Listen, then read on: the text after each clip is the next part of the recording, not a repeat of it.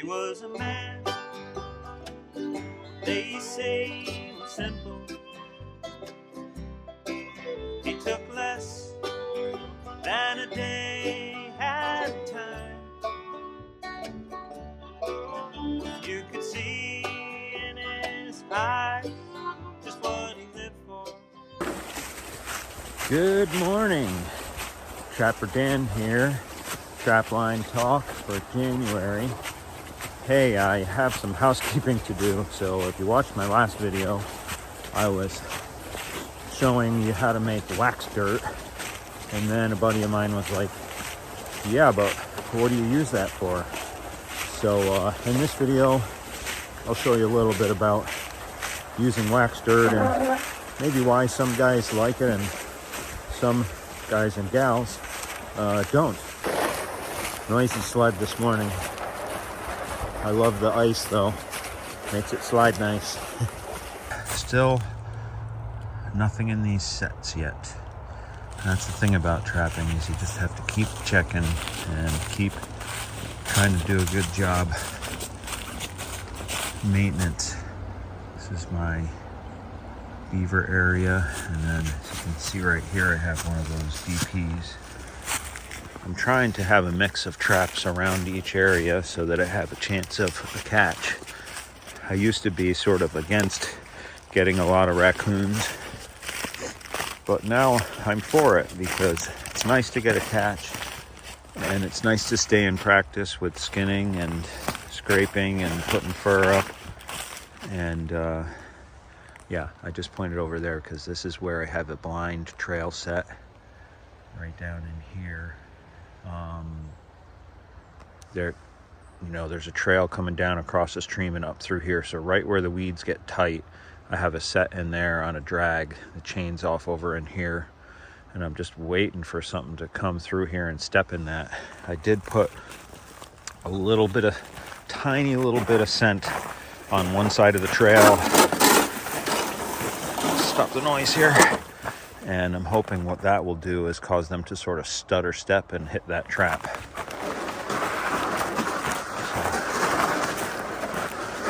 I don't know, anybody who watched my Trapline Talk last year, I was in this area last year, and this was very wide open, but it wasn't mowed this year, so it's very tight. But kind of appreciating this because it's keeping the trails narrow. Mostly deer are working through here, but we're waiting for the predators to come through. And on camera, I have them, coming down through here and working along the edge of the pond down in there. So we'll just keep checking. I asked myself a question. I said, Trapper Dan, would you like to stay in shape by walking on a treadmill in a gym or riding a stationary bike? Or would you like to walk in the woods? Yeah, you got it. Definitely walking in the woods. It's the best. And I can't cheat this trail. I can't stop early. I gotta go to every trap. Sorry, noisy. I'll get past this. Yeah, the main trick is how much clothes to wear.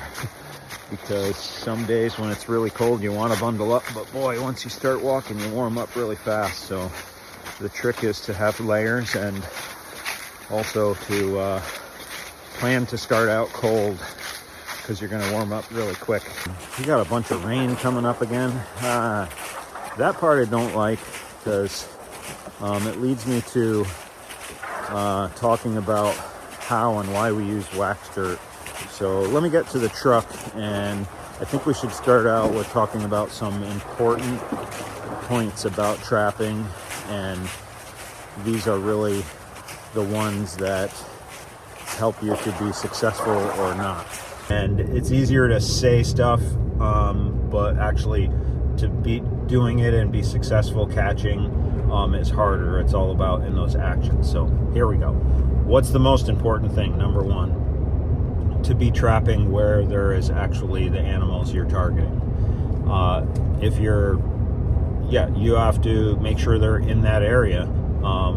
Let's take beaver trapping, right? If you're in a dormant lodge, there's no beaver there. You might be getting some when they're coming to move in, but basically, you need to be where they are. Number 2, set on sign. Okay, so now you know they're there, but you don't want to have to draw them into a spot where your trap is where they generally aren't. So you're looking for sign to see what their habits are. Where are they traveling?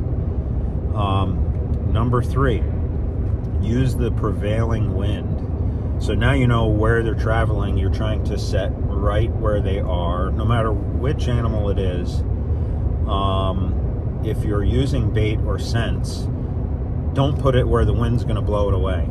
It is crazy, but you could be setting on that sign and you're like right on that trail, and that coyote comes through kind of like, 2 feet away from that trail, and could walk right by your trap and your scent because the wind is blowing. Even though they have fabulous noses, it is amazing, they could walk right by and not notice it. So you want to use the prevailing wind and make sure that scent is blowing right across where you know where they are.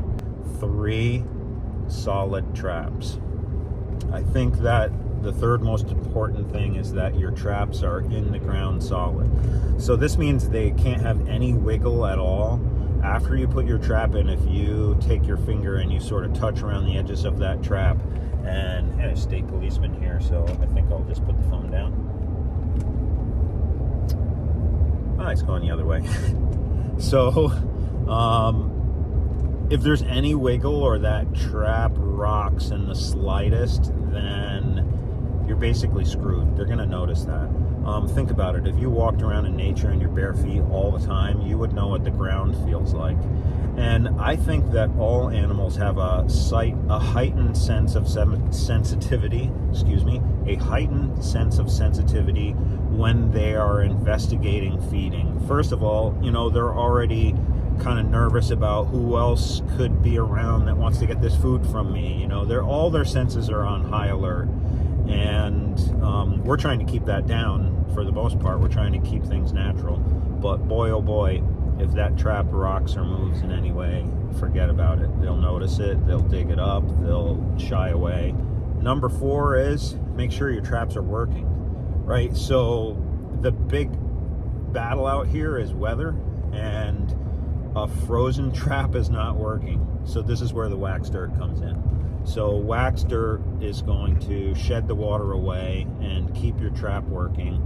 And I'll show you right now how we bed a trap using wax dirt. First of all, I'm just going to talk through everything and show you how to bed a trap too. I did videos last year. I think this is like my 7th year trapping. And honestly, I haven't felt qualified to show people how to bed traps on YouTube, really. You can see a lot of videos on it, but I feel a little better about it now, so let's talk about it. First of all, we're using a new system here, and this is Jeff Haggerty's slide. And what this is it's a way to anchor the trap in one place and guide your trapped animal to another. So in this case, all the way over there in the woods. Okay. And I'm going to apologize because we're pretty close to the road, so we may have some road noise. So this is a slide. It only goes one way. If the animal tries to come back, they're stuck, they can keep going. It'll bring them over there and get them away from the trap site. So really good if you're in a place where you don't want people to see a trapped animal, which is good trapping ethics, or if you want to get them away from your trap set because you don't want a burn circle there and you want to use that area again just like it was before, or you've done a lot of work to that trap area. Okay, this is an MB 550 and this is a foothold trap, and we're going to set this as if like it's a predator set. So this particular trap is a great one. I love it. It gets night latched, so what that means is, hear that click, just bring the pan down. It's nice and flat. We can see that's what we want. We don't want a pan higher than the actual jaws. And these bed real nice. So what we're going to do is kind of like a flat set, really. So we're not using anything. There's no backing to this. There's no dirt hole. We're just doing it because the coyotes are actually traveling through here. So we're just going to do a blind set. So the first thing you want to do, and this is the part that's the hardest, is you don't really want to make your hole bigger than your trap. And that's one of the things you see on YouTube a lot. You see guys actually just whacking at the dirt and making a big, huge, gigantic hole, and then having to work really hard to replace that dirt and put everything back. So what I'm gonna do is kind of cut that out, and I know you know the basics of the shape of my trap. So we're gonna pull this, I guess you could call it duff. We're gonna pull this off. It's gonna give us a guideline. It's pretty wet here too, so the wax dirt is gonna help with this. My levers, these are the levers. I'm just pulling up those little wings right there. Okay, so some of this is gonna be helpful to us. Then what I'm gonna do is I'm gonna dig some earth out, put it in my sifter here, and we're gonna make a hole or a place to put our anchor. Got some roots here, so I'll dig those out.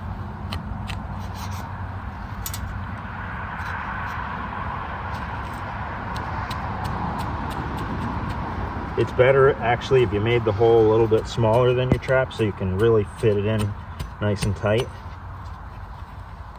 But in the center, I'm gonna go pretty deep, because in this case, we're not gonna have a lot of it, but in other cases, we might have a lot of chain and anchor material that we wanna hide under the trap, and we give some space for it.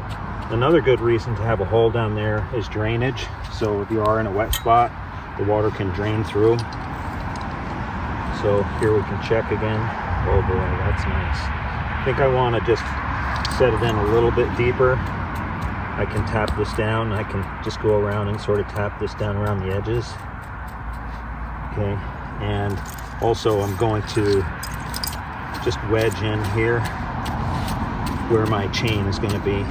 And I only have to go a few feet away from the trap. We don't have to worry about the chain all the way over there to my left.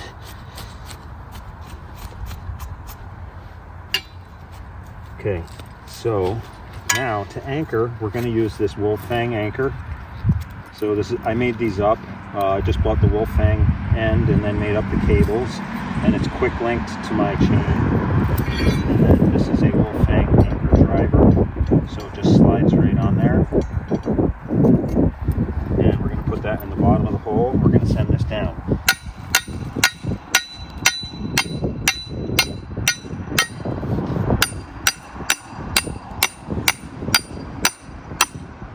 That's about 18 inches. And we can take this chain now and set the anchor. So the anchor goes down, and then when you pull on it, it comes flat. And that's super duper strong. Like, it'd take a truck to pull that out of there. But you do have to make sure that you set it. And this is very soft ground, so just want to make sure. And it looks good. Oops. So we're going to pull our slide over, and that's going to be sitting down in the hole. Send my chain in here. We're going to get rain tonight, and it's going to be freezing, so all this is going to just like go in natural. Okay, and then here's the extra chain I was talking about that we have to fit nice right underneath our trap. Okay, so I'm gonna just hammer this in a little bit more. This is the work about making your trap solid. So everybody talks about making your trap solid is the most important thing. Most important thing is to be where the animals are, and to set on sign. And the second most important thing is to make sure your trap is bedded solid.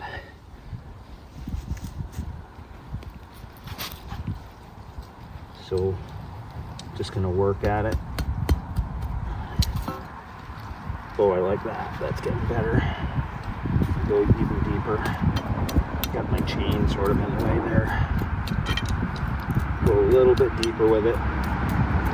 You know, the hard part about this is the ground changes. So everywhere you work in, you know, I've had places where you cut that hole and man, that sucker just goes in perfect. One try, real easy. Okay, all right, so you know it's solid if you go around and you just touch it like this and it's not moving. So it's not wiggling, it's not teetering. That's solid in there. But that would probably freeze into the ground. So here's where the wax dirt comes in. Okay, so there's other ways we could freeze proof this, but right now we're just gonna talk about wax dirt.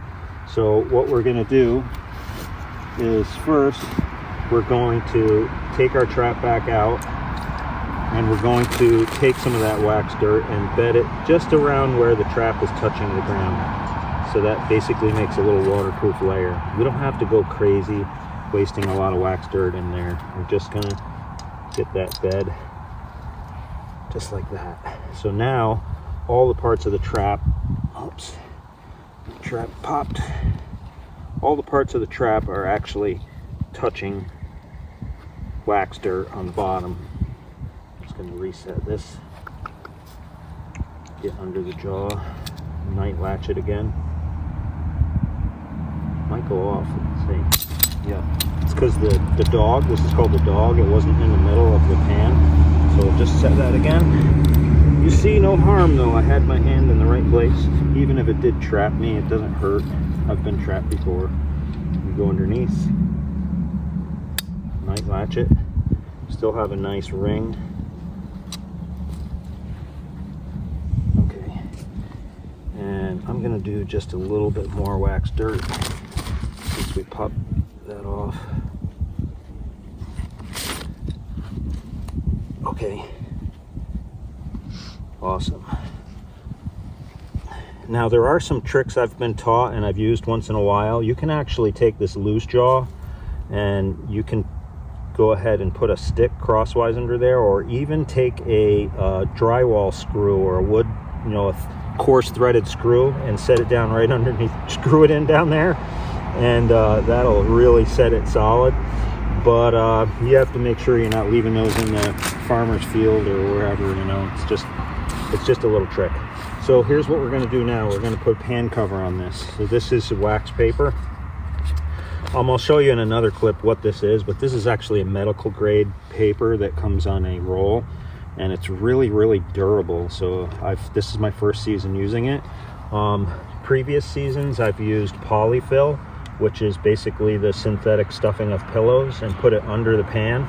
But both of these are to protect from anything getting under the pan, so it can be depressed down. Last thing we want to do is have that blocked. But I don't like polyfill anymore because, first of all, animals are curious about it when they find it. Mice like it for making nests. It's kind of a pain in the butt. It also sticks to your traps if your traps get a little rusty, and at the end of the season you got all this polyfill. I didn't like it at all. But I do like wax paper. I wish these were just slightly bigger. But what I'm going to do here is just go like that. So I put it under this side of the jaw, so I'm not going to be putting any weight on my jaw, so it actually can come up. And then all we're going to do is we're going to pour the wax dirt over this. So this is the part that's really weatherproofing the trap.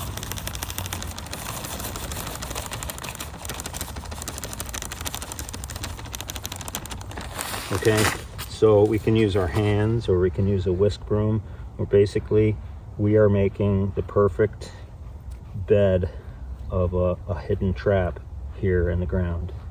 And what they say is you want the lowest part to be where the pan is. See, I'm not very good with the broom on this one. I'm better with my hands. But in this case, it's a flat set, so I'm really just trying to blend it completely in. So then what we can do is we can go ahead and kind of press around this, make sure the ground is really nice. There's my dog right there, that's fine. We can take some of this dirt that came out in the beginning and just kind of lightly put a little over. With this set, I don't really want too much of this because I'm going to do some, I'm going to do a little bit of clippings from this first piece of duff that we pulled out. So that's really good. That's like totally hidden. I mean, as far as the levelness with the ground. Some good things to have in your trapping kit too are scissors, like shears. For these ones are really nice. You want to get ones that spring back, because if you're out there cutting things, you're not wanting to have to use your strength to open them. So have something with a spring like this.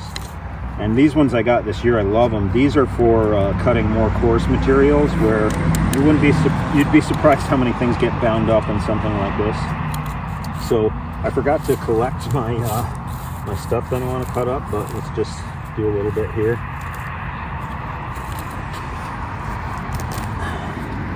So what we're going to do now is we're just going to use this, and this is where the artwork comes in to trapping. We're going to just try to make that really blend in. And I've done something before with this. This is really kind of cool. You can take this piece here. That's pretty nice. And our pan, we know our pan is right there in the middle. You can actually bring that right down.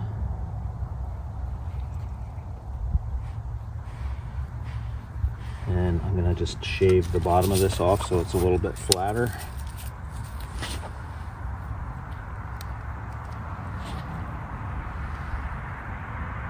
Oh boy, so that's my pan. That's right where my pan is. I found animals love to step on moss. They know it's nice and soft and comfortable. So that's a really good type of pan cover. You just don't want anything bigger than, say, like ½ an inch on top of this, because it could get caught in the jaws and allow whatever you catch to get out.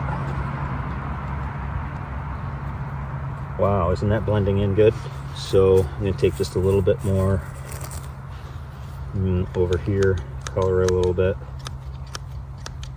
And it's just whatever take things from the surrounding area and help them blend in. You can even, like for example, see this little thing growing here? You can even take that and relocate it. So maybe we just want to make a little hole right here and stuff that down in there and just kind of, you know, make this all look the same. I think I'm going to do just a little bit more cuttings on there. That's something I can cut with.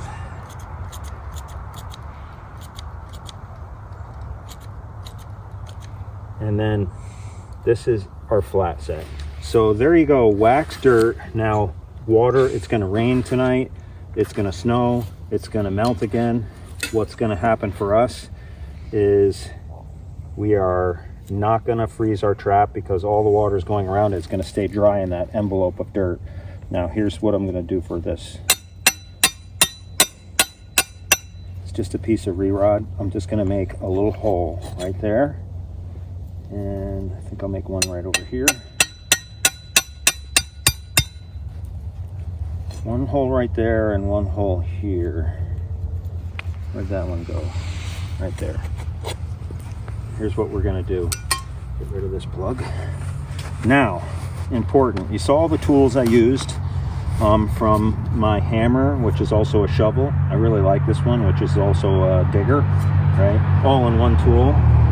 My shears, my whisk broom, my sifting pan. This one's called the Lifetime Sifter. I've gone through three of these. There's cheap ones out there. Just spend the money on a better one. I think this one was like $25, and the cheap ones are $11, and the $11 ones don't even last half a season for me. So yeah, I got to get rid of this dirt quick, so I'll just put it right here. I'll just throw it. Want a completely welded solid. What's nice about this is if you have a spot you need to scrape, you can scrape with this. What's also really cool about this is it's kind of sharp inside, so you can take things over the trap and kind of shred grass over the set with that. It's pretty nice. So my gloves, these gloves are just used for bedding traps. My kneeling pad, just a piece of foam. Some guys wear knee pads that they walk around. I don't like those, they cut off my circulation. And my driver, and you saw Wolfgang anchors. I use a lot of drags, but here's an anchor. Well, you already saw the anchor, but here's an anchor if we were just anchoring the trap right to this without the slide. In this case, we're doing a slide. Okay, now I have another pair of gloves. These are my bait gloves, bait and lure. So I only use these when I'm touching nasty, smelly stuff.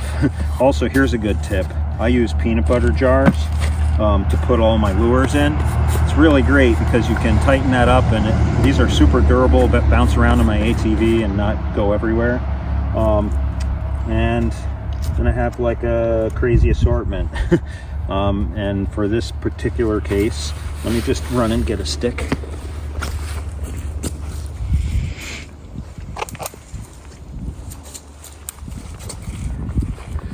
And for this particular case, we're going to be using some coyote gland lure.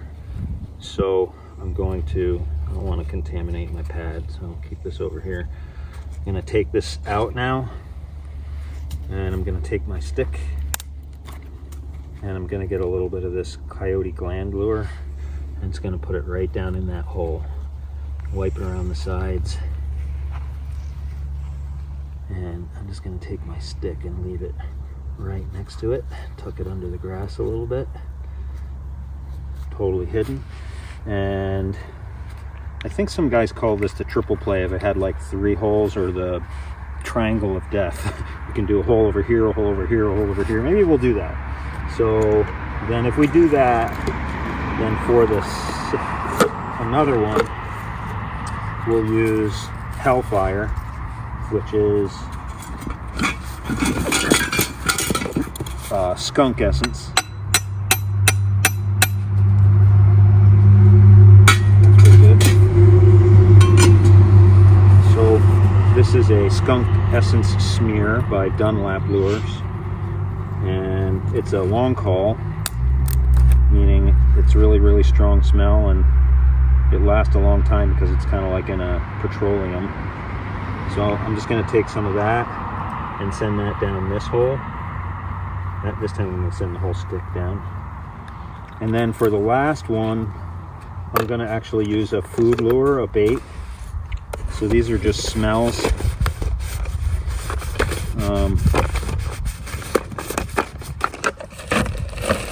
If I can, you know what's really good too is sheep's wool. Wasn't thinking about it for this, but sheep's wool has lanolin oil in it, and it actually has a natural attractive smell.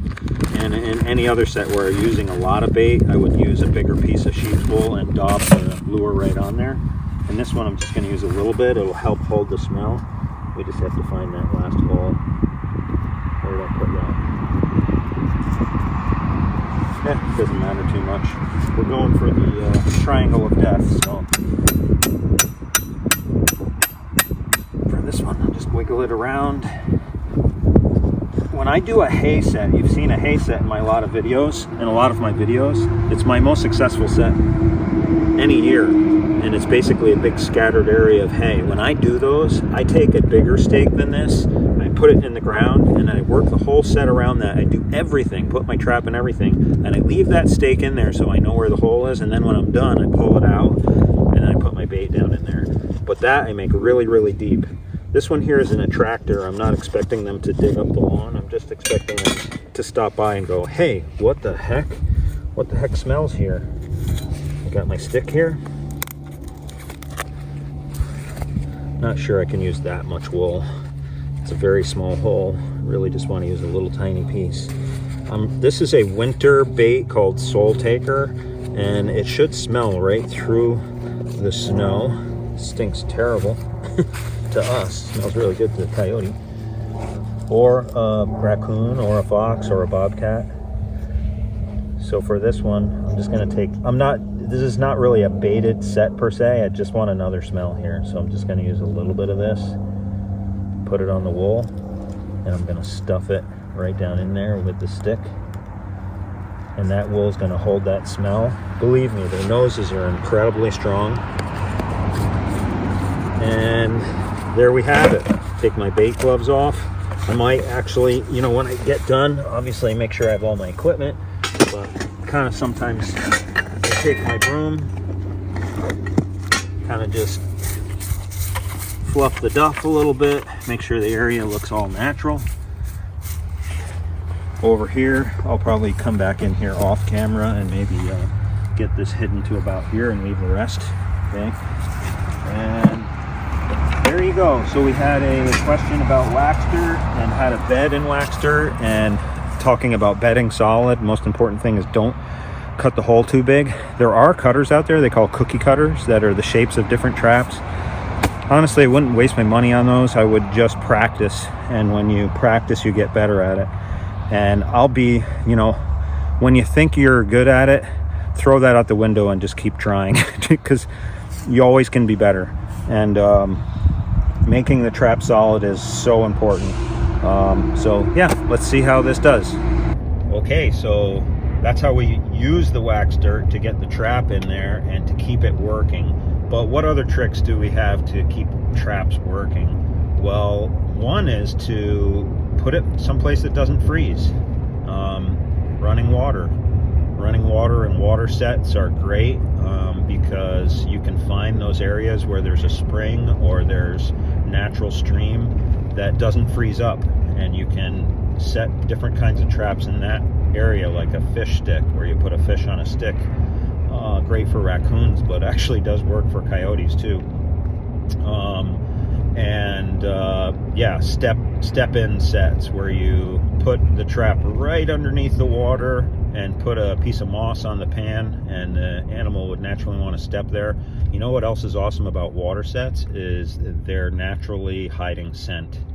So, I'm not going to say 5 is scent control, but it is important, and I don't know if it's 5, honestly, but I think that it's less important by far than the other things.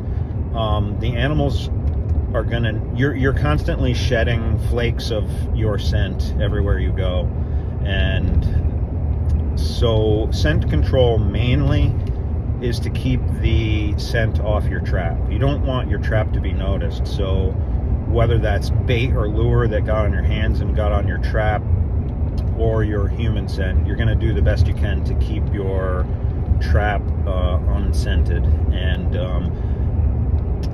there's several ways to do that, but one is just your pre-season prep of your traps, and whether you are going to dip or wax or whatever you're going to do, but then making sure that when you're handling those traps, you're not putting them in a place where they would somehow get cross-contamination, I guess you could call it. So other ways, back to that water or wax dirt, there's a famous trapper here in New York, Mark Zager, and he uses dry grass. So in the summertime he collects dry grass, and his sets are putting that trap in the ground barely. It's solid, but it's just covered with a little bit of dry grass, and it's working when the animals get there, and that's, I think, one of his keys to success. And another thing is to keep that trap working. Up in Alaska they use plastic bags, and I've seen guys use blocks of wood and styrofoam and different kind of tricks to make sure the trap doesn't freeze to the ground. Also long spring traps, where the trap actually is being fired off by the spring, the top part of the spring popping up off the ground, and the bottom part could be frozen to the ground. So long spring traps really work really well in freezing ground, as opposed to coil spring traps, where everything that is the mechanics of the trap firing off is touching the ground. And another one is salt, or using any sort of anti-freezing agent, like calcium chloride or anything like that. And I did one season of that. I'm kind of trying to stay away from it with using the wax dirt, but definitely it can help. One thing about salt is it does rust your traps, so one of the downsides of that. Okay, so the coyotes are taunting me. This is my house, we live right on the pond. If you watched my last video, you saw me coming through my trail back here and back to the house. The coyotes are taunting me. This is coyote tracks right behind the house. So they look big, but that's because they're melting out. Okay, trapping fans. You've probably seen this before. I'm at the corner of this field. I put this bobcat cubby in here. I caught, I think I got awesome in here. Anyways, the trap is gone. So once again, that's a good sign. We're gonna do a little hunt around here and see what we got. Nothing moving close, but sometimes if it's a bobcat, they actually stay very still.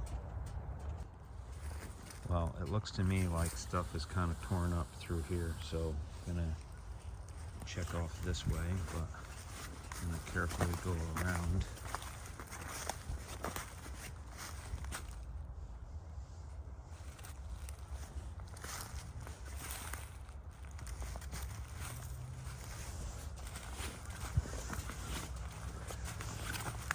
You would imagine they would want to go into the brush. Yeah, there's definitely.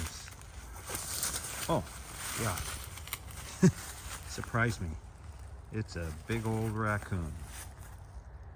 All right, well, we'll harvest him. About January 12th, I think, today. And got this raccoon on the drag from my bobcat set. But happy to have him. It's gonna be some prime fur.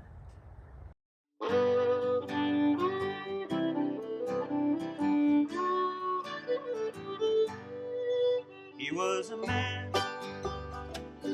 they say he was simple,